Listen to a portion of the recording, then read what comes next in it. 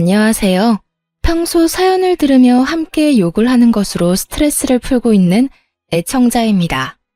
제게는 철딱서니가 없어도 너무 없던 시누이가 하나 있었는데요.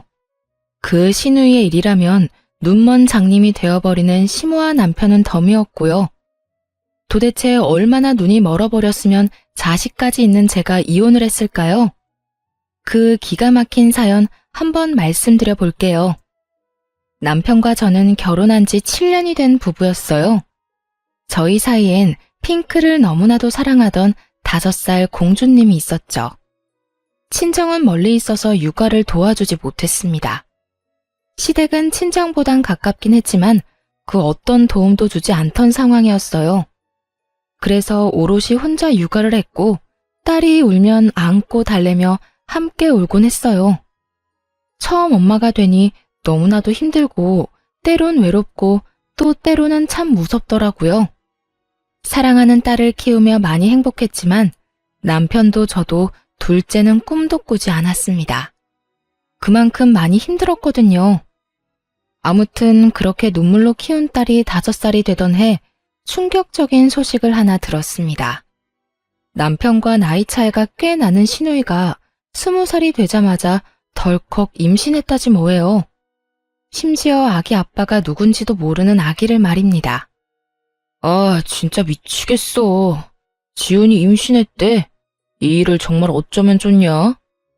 뭐? 아가씨가? 이제 갓 20살밖에 안 됐는데 임신? 남자친구가 있었어? 남자친구가 있었으면 차라리 다행이지. 밤마다 클럽이나 다니는 것 같더니 아기 아빠가 누군지도 모른단다. 내가 참 기가 막혀서.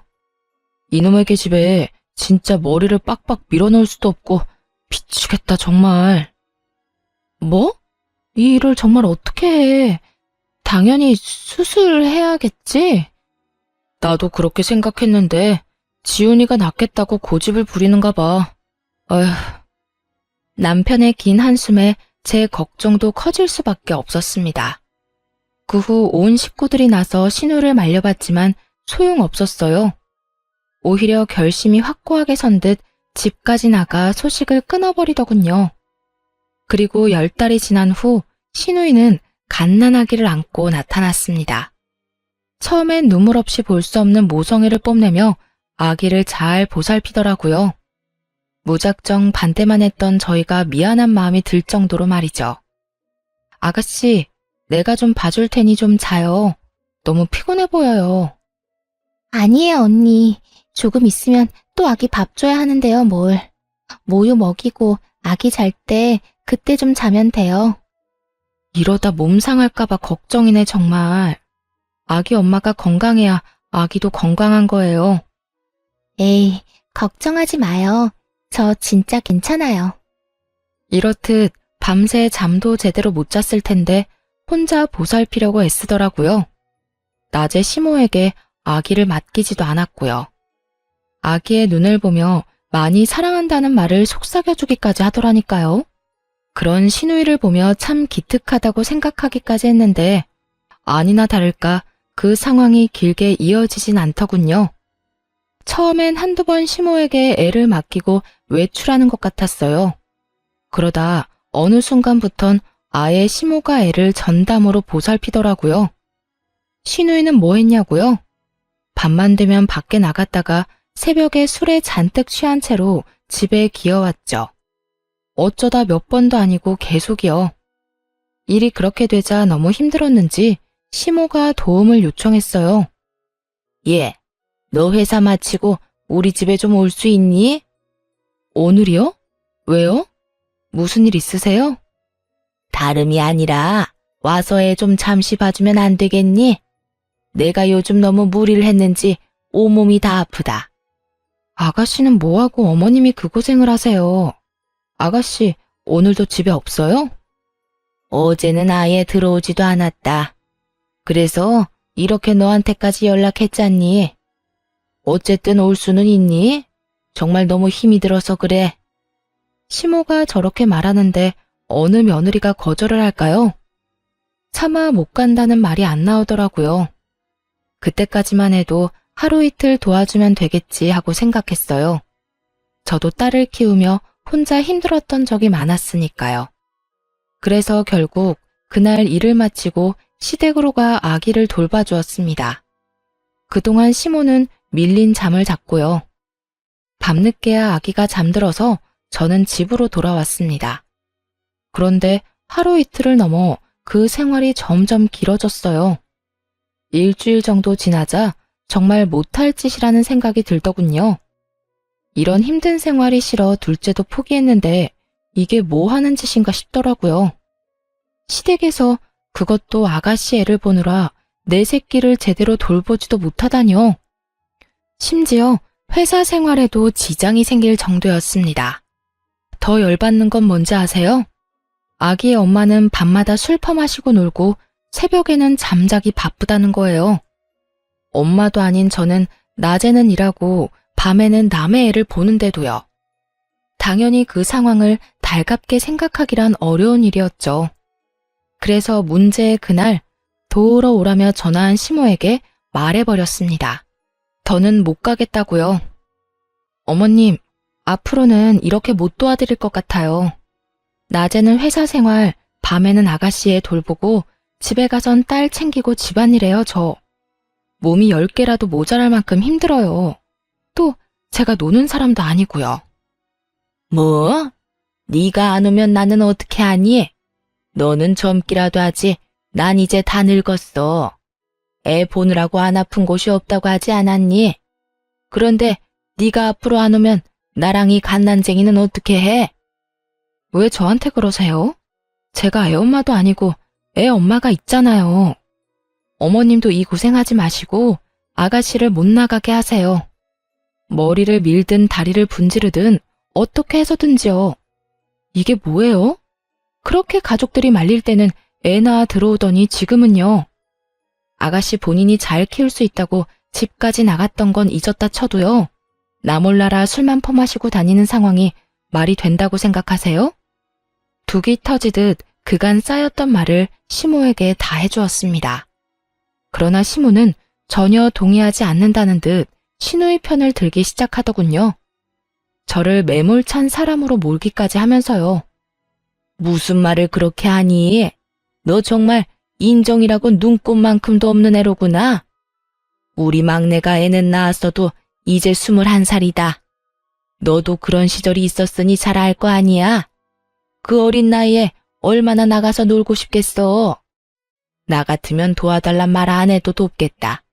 저 좋은 나이에 미혼모 된 아이 불쌍하게 생각해서라도. 근데 넌 어떻게 된 애가 힘들다고 시누이 머리카락이나 밀라는 말을 할 수가 있어? 가족끼리 그렇게 매정하게 구는 거 아니다. 가족끼리 돕고 사는 거 저도 참 좋아해요. 그런데 이건 아니죠. 말이야 바른 말이지. 제가 어머님한테 울면서 전화했을 때 뭐라고 하셨어요? 우리 딸 키우느라 너무 힘들어서 겨우 전화했을 때 뭐라고 하셨냐고요. 자기 자식은 자기가 알아서 키우는 거라고 하지 않으셨나요? 그런 어머님이 이제 와서 가족끼리 돕고 사는 거라고 하시니 뭐 썩 와닿진 않네요. 그땐 그때고 지금은 상황이 전혀 다르지 않니? 너는 남편이 있었지만 우리 막내는 혼자이지 않니? 어린애가 남편도 없이 출산하고 얼마나 우울했겠어. 저렇게라도 풀어야 할 거 아니야. 우울한 마음 푸는 거 좋죠. 좋은데 아가씨는 가끔이 아니고 하루가 멀다고 저러고 다니잖아요. 말이 나왔으니까 하는 말인데요. 아가씨가 가끔 힘들어서 도와달라고 했으면 저 군말 없이 와서 도왔을 거예요. 저렇게 정신 못 차리고 놀러 다니는 게 아니라 애를 잘 돌보면서 부탁했다면요. 그런데 지금 엄마는 놀러 다니고 엄한 사람이 고생이란 고생은 다 하지 않나요? 전 이런 상황에 끼고 싶진 않네요. 시모는 이미 기분이 상할 대로 상했는지 무조건 집으로 오라고 닥달만 해대더군요. 마치 올바른 사고와 판단을 하지 못하는 사람처럼요. 저는 대화가 통하지 않다고 판단해 전화를 끊어버렸어요. 끊기 전에 마지막으로 한 번 더 단호하게 말해주는 건 잊지 않았죠. 넌 그냥 내가 오라고 하면 오고 가라고 하면 가면 되는 게야. 그게 며느리의 도리인 거 모르니? 어쨌든 난 힘들어서 혼자서는 더는 애 못 본다. 오늘 무조건 오거라. 어머님, 어머님이 뭐라고 하시든 전 못 가요. 아가씨를 못 나가게 만들든 어머님이 독박 육아를 하시든 알아서 하세요. 그리고요, 제가 정말 걱정되어서 한마디만 할게요. 아가씨 저렇게 뒀다가 또 무슨 사고라도 치면 그땐 어떻게 하시려고 그러세요? 저거 나가서 그냥 노는 거 아니에요. 보아하니 밤마다 클럽 가서 술 퍼마시고 남자들이랑 놀고 다니는 것 같던데요. 지금이라도 어머님이 아가씨 잘 잡아줘야 하는 거 아닌가요? 또 큰 사고 치기 전에 주변에서 잘 단속해줘야 하잖아요. 어머님 말대로라면 아가씨가 애는 낳았어도 아직 어린애니까요. 하여튼 잘 생각해보시고 알아서 잘 해결하세요. 전 이만 끊을게요. 그렇게 전화를 끊어버리고 난 후 얼마 지나지 않아 전화가 왔습니다. 발신인은 신우이였어요. 신우이는 제가 전화를 받자마자 득달같이 화를 내기 시작하더라고요. 앞뒤 말 다 생략하고 본인 말만 하는 건 모녀가 똑같았어요. 언니, 정말 이럴 거예요? 나 지금 언니 때문에 중요한 파티도 못 가게 생겼다고요. 오늘은 정말 중요한 날이니까 힘이 들든 말든 당장 와서 아기 좀 봐줘요. 정말이지 잘도 짓거려대더군요. 생각이란 게 손톱만큼이라도 있었으면 그런 말 할 수 없었을 텐데요. 얼마나 당당한지 제가 마치 그 아기의 보모라도 된 기분이 들더군요. 아가씨, 나한테 시간 맡겨놨어요? 아니면 나한테 돈 주면서 애 봐달라고 예약이라도 했어요? 이것도 저것도 아닌데 뭐가 이렇게 뻔뻔해요? 잘 들어요, 아가씨. 난 아가씨 애를 봐줄 의무도 그 책임도 없어요. 그러니까 파티에 가고 싶으면 애를 업고 가든지 해요. 그럴 상황이 안 되면 집에서 곱게 애나 보고 있어요. 뭐라고요? 클럽에 어떻게 애를 데리고 가요? 그리고 뭐? 의무? 책임이라고 했어요? 가족끼리 서로 돕고 살아야 하는 건 의무이고 책임 아닌가요?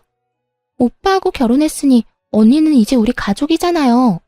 그러니까 당연히 날 도와야죠. 난 분명히 말했어요. 오늘 열리는 파티 너무 가고 싶어서 오랫동안 공들였던 파티예요. 난 무슨 일 있어도 가야 하니까 언니가 여기 와서 우리 애 봐줘요, 당장. 혹시 그거 아시나요? 너무 화가 나면 온몸에 힘이 들어가서 눈알이 튀어나갈 것 같다는 사실을요. 신우이의 말을 듣고 있는데 정말 눈알이 튀어나가는 줄 알았어요. 그래서 지지 않고 신우이에게 고함을 질러버렸습니다. 제발 정신 좀 차리세요. 내 애도 아니고 아가씨 애라고요. 이렇게 무책임하게 굴려고 몰래 숨어서 애 낳아온 거예요? 클럽이나 다니고 남자랑 어울려 놀면서 애 방치하려고요? 그러려고 몰래 숨어서 낳아온 건 아닐 거 아니에요. 그 파티가 그렇게 중요하면 아가씨 엄마한테나 애 맡기고 나가세요. 나한테 이러지 말고. 제발 정신 좀 차려요. 엄마는 힘들어서 못 봐준다고 누워버렸는데 어떻게 애를 맡겨요? 그러다 우리 애 잘못되면 언니가 책임질 거예요? 그 책임을 왜 내가 지나요? 그렇게 걱정되면 나가지 말고 애를 보면 되잖아요. 또 이상한 말로 괜한 사람 화 돋우지 말고 아가씨 애는 아가씨가 돌봐요. 그렇게 신우이의 전화도 끊어버렸습니다. 그 후로 오는 전화는 싹 다 무시해버렸어요. 개념은 쓰레기통에 버린 시모와 신우이가 번갈아가며 연락해댔지만요. 전화를 받아봤자 들을 말은 뻔했고 괜히 입 아프게 더 말하고 싶지도 않았어요. 그리고 괜히 말을 섞어 헛된 희망을 품게 하고 싶지도 않았고요. 그렇게 계속해서 그들을 무시하던 어느 날이었습니다. 퇴근 시간이 지났는데도 남편이 돌아오지 않아 전화를 걸며 기다리고 있었어요. 그날따라 아무리 연락을 해도 전화를 받지 않더라고요. 다른 건 몰라도 전화 하나는 잘 받는 남편인데 걱정이 커지고 있던 때였죠. 늦어도 7시면 집으로 돌아오던 남편이 9시가 넘어서야 집으로 돌아오긴 했는데요. 혼자가 아니더군요. 네, 그렇습니다. 다들 예상하셨듯 남편은 품에 자기 조카를 안고서 집으로 들어왔습니다. 양손에는 가득 아기용품을 들고요. 뭐야 당신? 왜 애를 우리 집으로 데리고 와? 그게 엄마한테서 연락이 왔는데 막내가 또 집을 나가버렸다네. 그럼 이 애는 어떡해? 하는 수 없이 내가 데리고 왔지. 들어보니 시모가 잠시 한눈을 파는 사이에 신우이가 또 밖으로 나갔다는 거예요. 저는 연락을 받지 않으니 시모가 남편에게 전화를 했던 것이고요. 시모의 연락을 받고 시댁에 간 남편은 도저히 그냥 올 수가 없었다고 하더라고요. 여기저기 안 아픈 곳이 없다고 곡소리를 내는 엄마를 두고 어쩌겠냐면서요. 참나, 그래서 애를 데리고 왔대요. 그렇다고 애를 데리고 오면 어떻게 해? 그 애는 누가 보는데? 당신이 혼자 볼 수나 있어? 그러면 어떻게 해? 엄마는 계속 여기저기 아프다고 하고 애는 엄마 소리에 맞춰서 우는데. 아니, 내가 보니까 말이야. 우리 엄마 너무 힘들었는지 이 어린애가 우는데 제대로 안아주지도 못하더라고. 남편은 오로지 힘들어하는 시모만 생각하며 그 입장을 대변했습니다. 그 모습을 보고는 폭발해버려 남편에게 속에 맺힌 말을 쏟아내버렸어요. 당신 잊었어? 우리가 둘째는 생각도 안 한 이유. 나 우리 딸이 저 애만 할 때 울면 같이 울었어. 너무 힘들고 무기력해서. 내가 그렇게 힘들 때 당신은 당신대로 회사 일 바쁘다고 안 도와줬잖아. 또 시댁은 이런저런 이유 대면서 애 한 번 봐주신 적도 없었으면서. 그래놓고 나한테 내 새끼도 아니고 아가씨 아기를 돌보란 말이야? 심지어 아가씨가 아파서도 아니고 밖으로 싸돌아다니면서 술 먹고 노는데? 아니, 엄마가 자기 자식 내팽개치는 게 말이나 돼? 왜 내가 아가씨 마음 편하게 놀라고 애까지 봐줘야 하냐고. 당신도 알다시피 막내가 아직 어리잖아. 애가 애를 낳았는데 육아를 제대로 할 수나 있겠어? 당신 말대로 당신도 그렇게 힘들어했는데 우리 막내는 오죽하겠냐고. 육아는 힘들고 나가서 놀고 싶을 텐데. 그러니까 우리가 조금만 도와주자. 우린 한번 해봤으니까 막내보단 나을 거 아니야. 이젠 정말 어이가 없어 헛웃음이 다 나더라고요. 시모와 남편이 아주 똑같은 말을 하더라니까요. 거기에다 당당하게 우리라고 하는 것도 거슬렸어요. 그래서 선을 정확하게 그어주기로 했습니다. 육아에 참여할 생각이 전혀 없다는 뜻을 남편에게 알려준 거죠. 당신 지금 그걸 말이라고 해? 한번 해봤으면 안 힘든 게 돼? 그리고 어쩌다 가끔 도와주는 것도 아니고 매일 밤마다 이럴 거잖아. 이건 우리가 도맡아서 키우는 거랑 마찬가지라고. 난 절대로 아가씨 애 키울 생각 없으니까 알아서 해. 당신이 데리고 왔으니까 다시 데려다 주든 아니면 돌보든 알아서 하란 말이야. 저는 이게 절대 잠깐이 아닐 것이라고 확신했습니다. 남편은 그저 잠깐 도와주는 것뿐이라고 했지만요. 그래서 더욱 단호하게 봐줄 수 없다고 못 박을 수밖에 없는 상황이었어요. 생각보다 더 단호하게 안 된다고 하자 남편도 기분이 상했나 보더라고요. 잠깐 바닥에 내려놓았던 아기용품을 다시 들며 이렇게 말했으니까요. 아, 됐어. 당신이 못하면 내가 하면 되지. 내가 알아서 다 할 테니까 당신은 신경도 쓰지 마. 그러면 당신이 이렇게 화낼 일도 없는 거 맞지? 절대 도와달란 말 안 할 테니까 당신은 당신 딸이랑 잘 먹고 잘 살아. 무슨 여자가 저렇게 정이 없어? 양심은 시댁에 두고 왔는지 남편은 오히려 화를 내며 안방으로 들어가 버렸습니다. 그러면 누가 후회할까 봐요? 전 남편의 말대로 했습니다. 정말 남편과 아기에게는 일절 신경 쓰지 않고 딸의 방에서 생활하기 시작했어요. 그날부터 남편은 아기와 함께 출퇴근을 했습니다. 출근을 하며 아기를 시댁에 데려다주고 퇴근을 하며 아기를 다시 데리고 오는 거죠. 자신만만하던 시작과 달리 남편은 생각보다 빠르게 지쳐갔습니다. 자기 딸을 키울 때도 육아 참여도가 그리 높지 않았는데 오죽할까요? 하루가 다르게 얼굴은 생기를 잃어갔고 성격은 예민해졌습니다. 그렇게 시조카와 원치 않는 동고동락을 하던 어느 날 일이 터지고야 말았습니다. 그날은 주말이었는데 시조카를 포함해 온 가족이 집에 있었어요. 저는 주방에서 설거지를 하고 있었고 딸은 거실에서 그림을 그렸습니다. 남편은 소파에 앉아 아기를 돌보고 있었죠. 잠시 평화로운 그 순간 갑자기 거실에서 유리 깨지는 소리가 나지 뭐예요? 곧 딸이 우는 소리가 들려왔어요. 화들짝 놀라 거실로 나가보니 우는 딸의 발 아래 유리 파편이 가득하더라고요. 딸의 발가락 끝에서는 피가 나고 있었고요. 평소 저희 집은 딸아이 때문에 유리컵을 쓰지 않는 편이었는데요.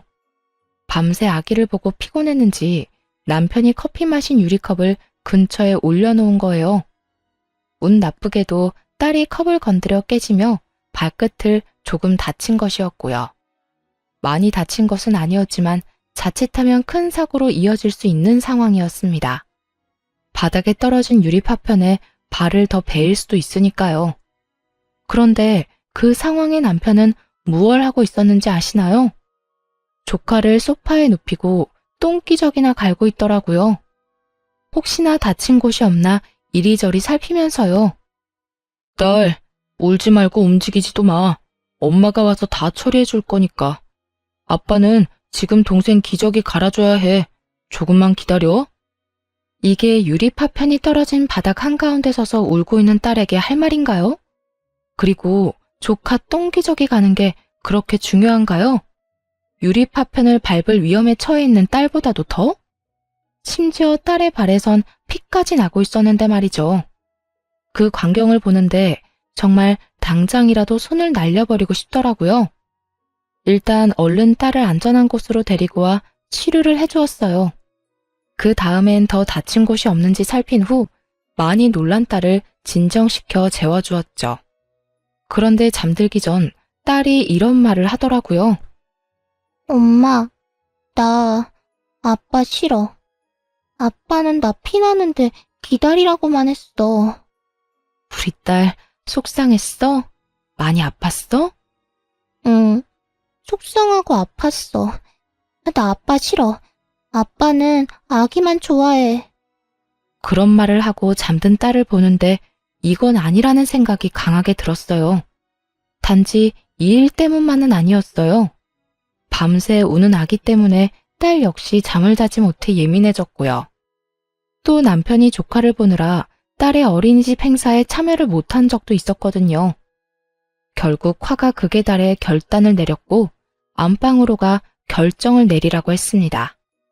직접 남편의 짐을 싸 건네주면서요. 자, 당신이 결정해. 더는 이렇게는 못 살겠으니까 이 짐을 가지고 시댁에 가서 조카를 돌보든지 아니면 계속 우리랑 살든지. 물론 우리랑 살면 조카는 시댁에 데려다 주는 거고. 자, 당신이 결정하라고. 갑자기 왜 이래? 내가 아기 다 돌보면 아무 상관하지 않겠다고 했잖아. 나보고 알아서 하라면서. 당신 말대로 나 혼자 돌보고 당신은 신경도 안 쓰게 했는데 왜 이 난리야? 왜 이 난리? 당신 진짜 제정신 아니구나. 당신 딸은 지금 품에 안긴 그 아기가 아니라 방에서 울다 지쳐 잠든 애야. 당신 자식이 유리 파편 한가운데 서서 울고 있을 때 뭐 했니? 조카 똥기저귀 가는 게 당신 딸 위험한 거보다 중요해? 그거야. 똥기저귀 빨리 안 갈아주면 피부에 좋지 않으니까 그랬지. 그리고 우리 딸이야. 당신이 어련히 잘 챙기니까. 순간 정말 남편이 미쳐버렸나 하는 생각이 들더라고요. 어떻게 애아빠라는 사람이 저걸 말이라고 할 수가 있는지 도무지 이해가 되지 않았습니다.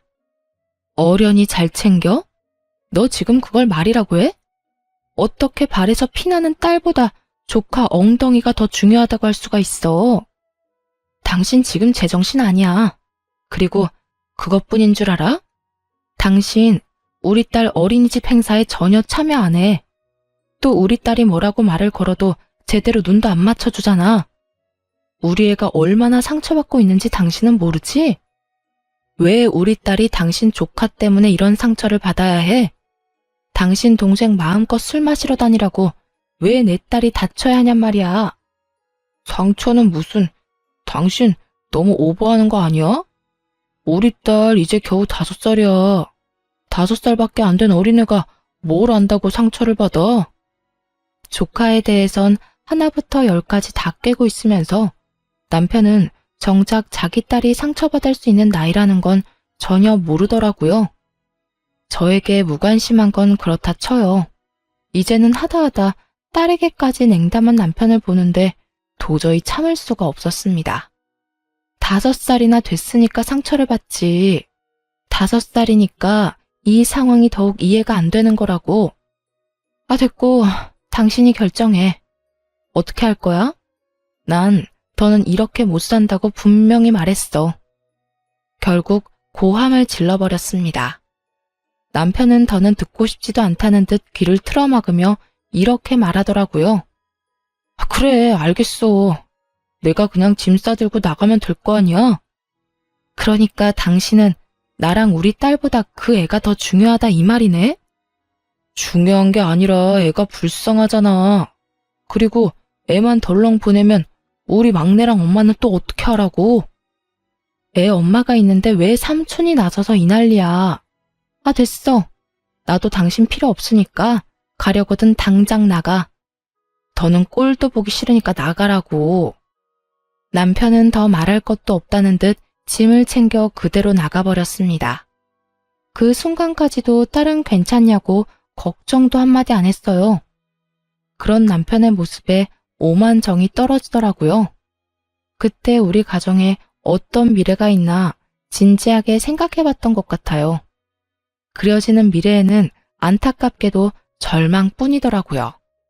딸의 미래를 생각하면 남편을 잘 구슬려서 살아야 한다 싶다가도 남편을 보면 가정엔 관심도 없는 아빠가 있어봤자 뭐 하나 싶었습니다. 지금도 저딴 식으로 구는데 조카가 커지면 또 어떻겠어요?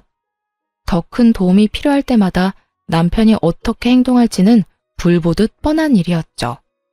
그렇다고 해서 시누이가 정신을 차릴 것 같지는 않았고 시모 역시 중간 역할을 똑바로 해줄 거란 기대는 전혀 없는 상황이었습니다. 그렇게 남편과의 이혼을 진지하게 고민하고 있던 때였어요. 시모가 전화를 하더라고요. 너 집안의 가장을 그런 식으로 내쫓는 거 아니다. 들어보니 네 딸이 그렇게 크게 다친 것도 아니던데. 고작 그런 걸 가지고 이렇게 남편을 쫓아낸다는 게 말이나 되니? 말은 바로 하세요. 제가 쫓아낸 게 아니라 남편 스스로 나간 거고요. 그리고 오늘 일어난 일 하나 가지고 이혼하자고 한 줄 아세요? 남편이 자기 조카만 돌본다고 자식이랑 마누라는 나 몰라라 하면서 살았다고요. 어머님 말대로 한 집안의 가장이라는 사람이요. 가족끼리 돕고 살다 보면 그럴 수도 있는 거지. 넌 하여튼 애 엄마가 어떻게 그렇게까지 매정할 수가 있니? 매정? 지금 매정이라고 했어요?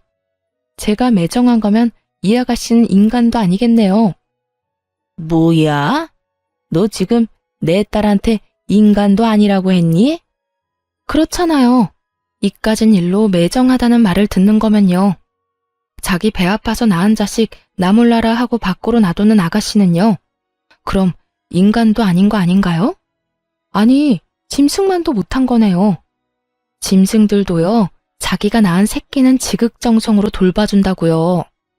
시모는 할 말이 없었는지 기가 막힌다는 듯 혀를 찼습니다. 그리고 으름장을 놓기 시작하더군요.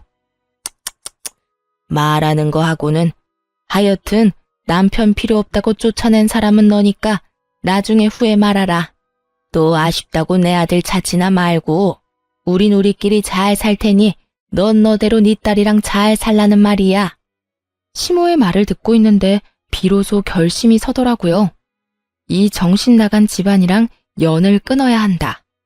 그래야 나와 내 딸이 제대로 살 수 있다. 제가 원하는 바네요. 사리분별 못하고 오로지 엄마랑 동생만 챙기는 남편, 저도 필요 없어요. 아들이나 잘 데리고 사세요. 누군 그딴 남편 필요해서 같이 산 줄 아세요? 지금까지 전혀 도움도 되지도 않았고 앞으로도 도움될 일 없을 것 같거든요. 나중에 아들 좀 데리고 가란 전화나 하지 마세요. 그대로 전화를 끊어버리고 하나둘씩 이혼 준비를 하기 시작했습니다. 그런데 딸과 행복하게 지내는 와중 시누이에게 전화가 왔습니다. 당장 병원으로 오라고요. 새벽녘에 갑자기 전후 사정 설명도 없었습니다. 그저 다급한 목소리로 병원으로 오라고 하곤 끊겨버린 전화에 많이 놀랐죠. 결국 가까이 살던 친한 언니에게 딸을 맡기고 병원으로 갔어요. 그리고 도착해서야 시조카가 열이 심하게 나 병원에 왔다는 걸 알게 되었어요. 병원으로 오는 내내 최악의 상황도 상상했던 터라 놀란 가슴을 진정시켰죠. 그런데 시누이가 다가오더니 다짜고짜 손을 올리는 것이 아니겠어요? 화가 많이 난 듯한 시누이가 씩씩거리며 뭐라 했는 줄 아세요? 정말 가관이었어요. 이제 속이 편해요? 내 아들이 저렇게 아프니까 속이 편하냐고. 이게 다 너 때문이야. 네가 잘 돌봐주기만 했어도 저렇게 아플 일은 없었을 거라고. 시누이는 자기 아들이 감기에 걸려 열이 나는 것까지 제 탓으로 돌렸습니다. 그런 시누이에게 제가 받은 그대로 돌려주며 말했어요. 야, 이게 왜 다 내 탓이야? 내가 웬만하면 네 인생이 불쌍해서 참아보려고 했는데 말이야. 보자 하니까 이게 선을 넘네. 네가 덜컥 임신까지 하고 책임지지도 못하면서 애를 낳아서 이렇게 된 거잖아.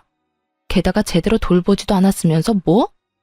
잘못은 하나부터 열까지 자기가 다 해놓고 어디서 책임 전가야? 지금 상황이 어떤 줄이나 알아? 너 하나 때문에 나랑 네 오빠 이혼하게 생겼어. 알고 있냐고. 고함을 지르며 현실을 말해줬지만 시누이는 들리지도 않는 사람 같았어요. 그저 자기의 붉어진 뺨을 어루만지며 왜 때리냐고 소리만 지르더라고요. 지금 나 때렸니? 네가 뭔데 나한테 이딴 짓을 해. 네가 뭔데? 너는 때려도 되고 난 하면 안 돼? 이딴 취급을 받고 싶지 않았으면 네가 똑바로 살았어야지. 행동은 개차반으로 해놓고 대우는 또 기빈 대우를 받고 싶어? 야, 그건 도둑년 심보야. 하긴 밤낮으로 남자랑 논다고 정신이 나갔는데 예의 도리를 알기나 하겠니? 딱 한마디만 더 할게. 네 아들이 저렇게 아픈 건 나 때문이 아니고 너 때문이야. 네가 아들은 나 몰라라 하고 밖으로 나다녀서 그런 거라고. 그러니까 누굴 탓하지 말고 정신 나간 네 탓을 해. 알겠어? 그렇게 시누이와 제가 언성을 높이고 싸우니 남편이 득달같이 다가왔습니다. 혹시나 했지만 역시나 시누이 편을 들고 나서더군요. 그 모습을 보는데 이혼은 정말 탁월한 결정이었다 싶었어요. 당신 지금 내 동생 때렸어? 당신이 뭔데 내 동생한테 손을 대? 미쳤어? 제정신 아니지? 제정신 아닌 사람이 누군데 이 난리야. 그리고 내가 먼저 맞는 건 못 봤니? 한참 어린 시누이가 때리는데 맞고만 있어야 정상인 거야? 내가 진짜 어이가 없어서. 편을 들려거든 상황에 맞게 전후사정 똑바로 알고 해 이 얼빠진 놈아. 막내가 철이 없어 그런 짓을 했다고 쳐. 그래도 당신까지 똑같이 굴면 안 되지. 말로 했어도 됐잖아. 말로 해서 알아들어야 말로 하지. 그리고 당신 동생은 입이 없어? 말을 못해? 먼저 손 나간 사람은 따로 있는데 왜 엄한 나한테 이 난리야. 하긴 당신이 그 모양이니 지금 그 꼴이겠지. 도대체 얼마나 못 잔 건지 남편의 눈 밑엔 다크서클이 길게 내려와 있었습니다. 또 살은 얼마나 빠진 것인지 차마 눈 뜨고 볼 수 없는 정도더군요. 시모 꼴도 별반 다르지 않았고요. 이 와중에도 단 한 사람은 잘 먹고 자고 놀았는지 살이 포동포동 올라 있었어요. 그게 누구겠어요? 시누이죠. 누가 아기 엄마인지 맨눈으로 봐선 전혀 알 수 없는 상황이었어요. 남편 역시 자신의 몰골이 말이 아니라는 걸 아는지 헛기침만 해댔습니다. 이제는 그런 남편의 꼴을 보는 것조차 싫어지더군요. 됐어. 이 새벽에 부른다고 온 내가 등신인 거지. 다 됐고 이렇게 만난 김에 말할게. 우리 이혼하자. 갑작스러운 이혼 통보에 남편이 눈을 크게 뜨고 절 보더라고요. 그런 남편에게 다시 한번 이혼하자고 했습니다. 그제야 진심이란 걸 안 남편은 손을 잡아 끌며 저를 달래기 시작했어요. 갑자기 이혼은 무슨 이혼이야. 그리고 병원에서 무슨 그런 이야기를 해. 지금 당신 화난 거 알겠는데 그래도 이혼은 아니지. 일단 흥분 좀 가라앉히고 나중에 조용하게 다시 이야기하자. 일단 나와봐. 흥분? 이혼하자는 말이 홧김에 그냥 뱉은 걸로 들려? 당신 날 그렇게도 몰라? 나 지금 그냥 하는 말 아니고 그 어느 때보다 진심이야. 그러니까 이거 놔. 그러지 말고 나가서 조용하게 이야기 좀 하자. 나가서 나랑 이야기하다 보면 생각이 바뀔 거야. 남편은 계속해서 저를 붙잡으며 어떻게 해서든 달래려고 애썼습니다. 그런 남편을 다시 뿌리치며 단호하게 말해주었어요. 이거 놓으라니까. 난 이제 당신한테 들을 말도 할 말도 없어. 더는 얼굴 보고 이야기하는 것도 싫어서 하는 말이니까 똑바로 들어. 당신이랑 이혼할 거야. 당신도 그렇게 알고 이혼 준비나 하고 있어. 그 어느 때보다 단호한 태도에 남편은 그저 저를 멍하니 보기만 했습니다. 붙잡았던 손까지 놓아버리고서는요. 대신 이혼 이야기를 들은 시모가 득달같이 달려와 욕을 해대기 시작했어요. 네가 감히 누구 보고 뭘 하자고? 네가 뭔데 우리 아들한테 그딴 말을 해? 이혼을 해도 내 아들이 하고 싶을 때 하는 거다. 니년한텐 그딴 말을 할 자격이 없다 이거야. 자격? 웃기지도 않네요, 정말. 그리고 아줌마, 말 좀 가려서 하죠. 나 이제 아줌마 며느리도 뭣도 아닐 예정이거든요. 그렇게 막말하다가 정말 큰일 치를 수도 있어요. 더 이상 무서울 것도 없어 한껏 시모를 비웃어주며 저렇게 말했습니다. 그러자 제 말을 듣고 있던 시누이가 다시 저를 향해 손을 뻗더라고요. 처음이야 갑작스럽게 일어난 일이라 당했다 쳐도 두 번은 그럴 수 없죠. 빠르게 시누이 손을 낚아채 있는 힘껏 밀어버리며 이렇게 말해주었습니다. 야, 네 자식은 네가 키워. 밤마다 술 먹고 클럽 다니다가 20대 초반에 미혼모 된 걸로는 모자랐니? 너 계속 그러고 다니면 너 혼자 망하는 게 아니야. 네 식구들까지 다 같이 망하는 거야. 알겠어? 너 하나 때문에 지금 네 오빠 이혼당하는 거 이게 끝일 거라 생각하지. 이게 시작이야. 앞으로도 네가 정신 못 차리고 그 모양 그 꼴로 살면 이제 네 집안 망하는 거 시간 문제라고. 그간의 정을 생각해서 하는 말이니까 잘 새겨들어. 이렇게 말하니 바닥에 고꾸라져 있던 시누이가 눈을 뒤집고 보함을 질렀습니다. 너 지금 말 다 했어? 나 미혼모라고 무시하는 거야? 내가 사는 꼴이 뭐가 어떻다고 네가 감히 나한테 그딴 말을 해. 내가 뭐 얼마나 잘못했다고. 애 있는 엄만 놀지도 못해? 애 있는 엄마도 사람이야. 누가 애 있는 엄마는 사람도 아니라고 했니? 애 있는 엄마가 노는 게 문제는 아니지. 근데 너처럼 애를 다른 사람 손에 맡기고 술 퍼마시고 다니는 건 문제지. 몇 번을 말했는데 아직도 그걸 모르면 어쩌자는 거야? 난 분명 말했어. 지금이라도 정신 차리고 똑바로 살아. 네 인생뿐만 아니라 네 가족들 인생까지 망치기 싫으면. 결국 시누이는 대성통곡을 하기 시작했습니다. 그러자 남편과 시모가 나서서 저에게 따지더군요. 당신은 무슨 말을 그렇게 해? 우리 막내 인생이 망가지기라도 했으면 좋겠어? 그러게 말이다. 너 아주 내 딸 인생 망치라고 고사라도 지내겠구나. 이혼을 하려거든 곱게 해. 괜한 악담이나 퍼붓지 말고. 내 말이 그저 악담이라고 생각하는 거야? 진짜 아니라다. 다시 한번 말하는데 동생 관리, 딸 관리나 똑바로 하세요. 다들 그때 가서 후회하지 말고 제발. 이렇게 말하고 남편과 시모가 뭐라고 하든 말든 뒤돌아 집으로 왔습니다. 그 후 이혼은 착착 진행되었어요. 남편, 시모, 시누이 세 사람 모두에게 위자료를 청구했어요. 다행히 재산 분할까지 유리하게 받고 이혼할 수 있었습니다. 물론 양육권도 제가 가지고 왔고요. 전 남편은 이혼도 당하고 딸의 양육권도 지키지 못한 채 그저 돈만 다 털렸죠. 그렇게 이혼을 하고 난 후 전 남편의 몰골은 점점 망가져 갔습니다. 딸이 아빠를 가끔 보고 싶어해 만났는데 그때마다 엉망이더라고요. 마지막으로 전 남편을 본 날엔 아주 가관이었어요. 핏기 하나 없는 얼굴, 툭 건드리면 쓰러질 것 같은 몰골, 그런 꼴을 하고서는 이렇게 말하더군요. 당신 말이 다 맞았어. 이러다 우리 집 송두리째 무너지게 생겼어. 뭐? 그게 무슨 말이야? 그게 막내 또 임신했대. 애 두고 밤마다 나가서 술 먹고 클럽 다니는 것 같더니 또 임신을 해버렸대. 아빠는 또 누군지 모른다고 하고 거기에다 이번에도 낳는다고 우기고 있어. 들어보니 그 정신 나간 전 시누이가 또 임신을 했다는 거예요. 예전과 똑같이 애 아빠는 누군지도 모르고요. 그런 주제에 뱃속의 아기를 또 낳겠다고 우기고 있다고 하더군요. 첫째 아들도 똑바로 돌보지 않으면서요. 그 말을 듣는데 놀랍지도 않더라고요. 밤마다 나가서 노는 시누이를 말리지도 않고 온 식구가 도와주잖아요. 당연히 그런 일이 또 일어나고도 남을 상황 아니었나요?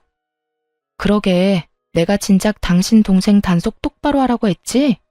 그때 당신이 나한테 뭐라고 했어? 악담하지 말라고? 지금 이런데도 그저 악담이었다고 생각해? 당신 말이 다 맞았어. 당장 첫째도 제대로 안 보는 애가 둘째를 낳겠다고 우겨대는데 나 내 동생이지만 이제는 무섭기까지 해. 아, 진짜 어떻게 해야 할지 모르겠어. 그때 당신 말을 들었으면 이렇게까지 되지 않았을 텐데. 하소연하며 우는 남편을 보는데 안타깝기는커녕 한심하기 그지없더라고요. 그렇게 싸고 돌 때는 언제고 이제 와서 저렇게 울고불고 후회하다뇨. 소 잃고 외양간 고친다고 한들 달라질 건 하나 없으니까요. 그렇게 한참 눈물을 짜내던 남편이 급하게 제 눈치를 살폈습니다. 뭔가 수상하다 싶었는데 이상한 헛소리를 짓거리기 시작하더군요. 당신 말대로 나 이제 그냥 내 인생만 생각하면서 살려고. 막내 일에는 상관도 안 할 거야. 그래서 하는 말인데 우리 다시 재결합하면 안 될까? 우리 딸 언제까지 아빠 없이 지내게 할 수는 없잖아. 뭐? 너 지금 재결합이라고 했니? 너 힘들어지니까 재결합을 하자고? 미쳤어? 아니, 나 힘든 건 둘째치고 우리 딸 생각해서 하는 말이지. 당신은 우리 딸 불쌍하지도 않아? 전 남편은 딸을 핑계로 내세우며 재결합을 요구했습니다. 정말 웃음만 나오더라고요. 이전의 일은 기억도 못하는 듯 했죠. 그렇게 딸을 생각하는 사람이 여동생의 자식을 키우느라 이혼당했다는 거요. 그렇게 딸 걱정한다는 사람이 뒤도 돌아보지 않고 이혼했니? 사는 게 지옥 같으니까 이제 와서 우리가 아쉬워? 혹시 해서 하는 말인데 우리한테 도망쳐올 생각은 하지도 마. 알겠어? 무슨 말을 그렇게 하냐? 난 진짜 당신이랑 우리 딸 걱정되어서 하는 말이라고. 내 진심을 그런 식으로 왜곡하면 내가 섭섭하지. 뻔뻔함이 정말 하늘을 찌르겠더라고요. 더는 이런 인간과 대화를 나눌 필요가 없다는 생각이 들었어요. 그래서 딸을 챙기고 일어나며 전 남편에게 말했습니다. 섭섭하든가 말든가 그건 당신 사정이고 헛소리할 시간에 양육비나 제대로 보내. 요즘 계속 지급이 늦어지던데 계속 이러면 네 딸 얼굴도 못 볼 줄 알아. 그까짓 양육비 잘 보내면 될 거 아니야. 얼마 되지도 않는 돈 가지고 독촉하기는. 나라고 당신이 좋아서 재결합하자고 한 줄 알아? 다 내 딸을 위해서 그런 거지. 아, 그거 참 다행이네. 당신 말대로 딸을 위하는 거면 양육비나 제대로 보내. 재결합 같은 헛소리 하지 말고. 그래도 딸이 걱정되면 양육비를 더 줘도 좋고. 그 말을 끝으로 딸을 데리고 집으로 돌아왔습니다. 그 뒤론 전 남편에게서 온 연락은 없었습니다. 양육비도 들어오지 않아 문제이기는 했지만요. 들리는 소문에 의하면 남편은 연락처를 바꾸고 지방으로 갔다고 하더라고요. 전 시모 소식도 함께 들려왔어요.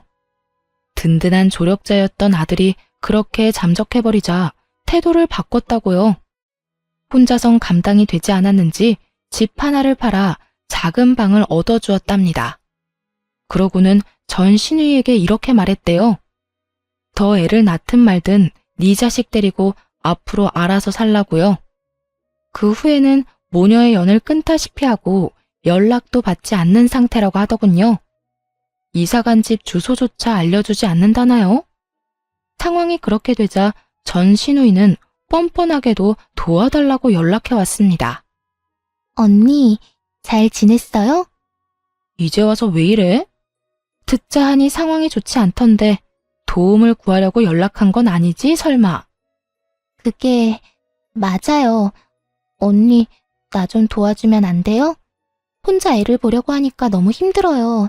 애정을 생각해서 좀 도와주면 안 될까요? 임신을 해서 입덧도 심하고 애는 계속 울고 이러다 미칠 것 같아요. 야, 미치려면 혼자 미쳐. 어디 애먼 사람까지 미치게 만들려고 수작질이야? 네가 저지른 일은 네가 알아서 해결하고 다신 연락도 하지 마. 언니, 그러지 말고 제발 잠시만 우리 애 좀 봐주세요. 네? 너 같으면 네 애를 봐주고 싶겠어? 너 때문에 내 가정이 이렇게 망가졌는데 헛소리 하지 말고 다신 연락도 하지 마. 전화를 끊기 전 입에 담기 힘든 험한 말을 한 바가지 해줬어요. 차마 사연엔 다 쓰지 못했지만요. 그 뒤론 연락도 하지 못하게 차단을 해버렸고요. 그런데 정말 웃기지 않나요? 제 조언은 콧방귀를 끼고 싸고 돌며 막말로 몰아가더니 결국 이게 뭐예요? 실제로 제 말대로 되니 나 몰라라 하고 다 도망갔잖아요. 아무튼 저는 모든 인연을 정리하고 딸과 함께 행복하게 잘 지내는 중입니다. 5살이던 딸은 이제 초등학생이 되었어요. 전 딸의 학교 근처에 작은 카페를 차려 딸 뒷바라지와 일 둘 다 잘하고 있고요. 대박이 난 카페는 아니지만 자리가 좋아 꾸준히 손님이 있는 편이에요. 그 덕에 생활하는 데는 큰 어려움이 없습니다. 딸이 하고 싶다는 것들은 웬만하면 다 하게 해주며 지내고 있어요. 지금 가장 만족스러운 점은 단연 혼자서도 딸을 잘 케어할 수 있다는 점이에요. 딸에게 무슨 일이 생기면 언제든 가게 문을 잠시 닫고 갈 수 있으니까요. 싱글맘인 저에겐 카페는 더없이 좋은 직장이죠. 물론 딸이 가끔 아빠 이야기를 꺼내긴 합니다. 하지만 보고 싶거나 그리운 마음은 아니라고 하더라고요. 그런 말을 들을 때면 마음이 찢어지게 아프긴 하지만 아파하는 만큼 더 사랑으로 보살피려고 합니다. 그러면 딸의 외로움과 아픔도 옅어지는 날이 오겠죠? 앞으로도 지금처럼 딸과 함께 잘 살아가 보려고요. 이로써 저의 긴 사연도 끝이 났네요. 함께 해주셔서 감사합니다.